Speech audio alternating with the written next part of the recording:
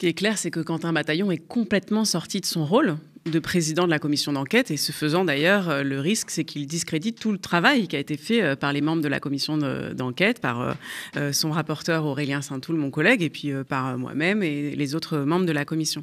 Il est sorti de son rôle parce que, en réalité, la question, c'était d'auditionner Hanouna, et ça a été le cas. Hanouna a été auditionné dans le cadre de cette commission d'enquête pour répondre de ses obligations vis-à-vis de la convention qui a été signée par sa chaîne C8. Et là, on s'est retrouvé avec le président qui lui-même se retrouve auditionné par Hanouna et sa bande et qui doit répondre à tout un tas de questions et qui, de façon très complaisante, vient rendre des comptes sur son travail de président de la commission d'enquête et vient expliquer vraiment qu'il a cherché la neutralité et quasiment s'excuser. Il y a même un moment un peu délicieux où il dit... En substance, bon, j'ai pas pu intervenir trop parce que sinon les Insoumis auraient dit c'est la Macronie vendue à Bolloré. Ben, là, je crois qu'il a fait une belle démonstration. Un conflit d'intérêt, vous diriez, dans cette séquence d'aller comme ça sur une chaîne dont on est censé réguler ou alors choisir l'avenir sur la TNT.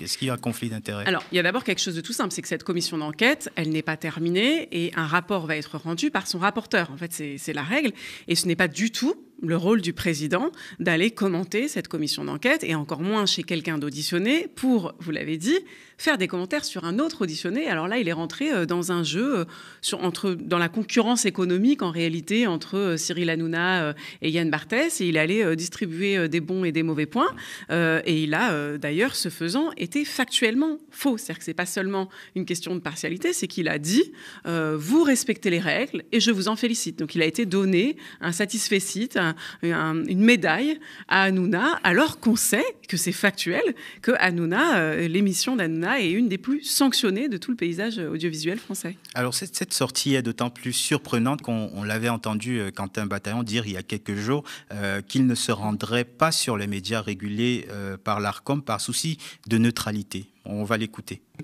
Ce jeudi, je ne suis allé sur aucune chaîne de la TNT régulée par l'Arcom, justement dans ce souci de neutralité, et j'y tiens.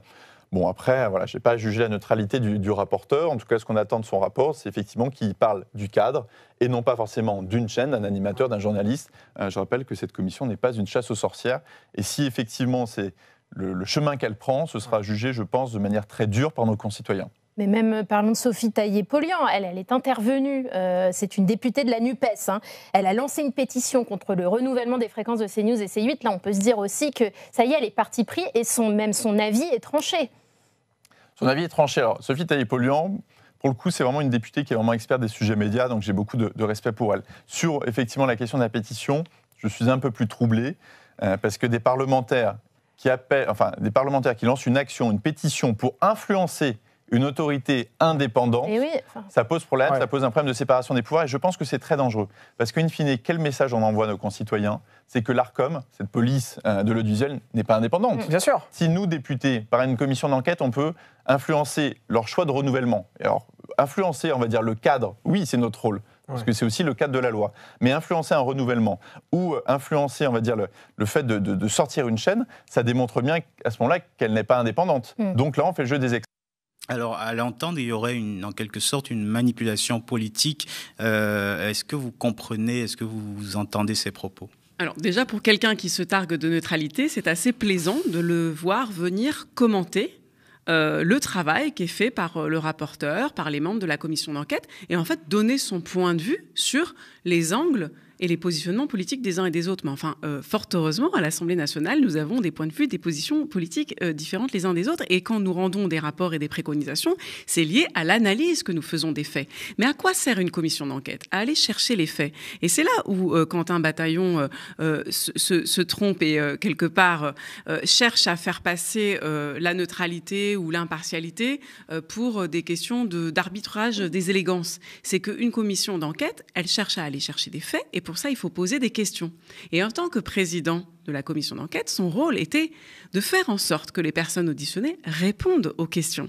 Et certainement pas de commencer à dire qu'il fallait peut-être pas en poser trop, qu'il fallait peut-être pas trop déranger les personnes qui étaient auditionnées. C'est le rôle d'une commission d'enquête d'aller chercher des faits et sur la base de ces faits, de produire des analyses et des préconisations qui sont évidemment des préconisations qui sont assumées politiquement.